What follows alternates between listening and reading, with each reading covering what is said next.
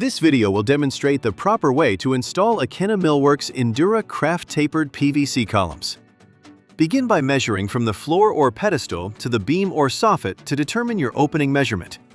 Trim each shaft piece 2¼ inches shorter than the opening measurement. This will accommodate the height of the cap and base platform plus a ¼ inch expansion gap. If you choose not to use the cap and base platforms, only trim 1/4 inch. Always trim from the bottom of the shaft only. Next, place a mark in the center of the vertical joint at the edge of the panel. Using that mark as a guide, mark every 12 inches down the length of the shaft. During final assembly, drive your fasteners at each of these marked locations. Laying the panels flat, apply adhesive to the center of the joints. Assemble the first 2 joints with the adhesive, then place the 4th panel on top temporarily to keep the column square while securing the first 3 panels with fasteners. Using adhesive, assemble the base platform piece around the upright post.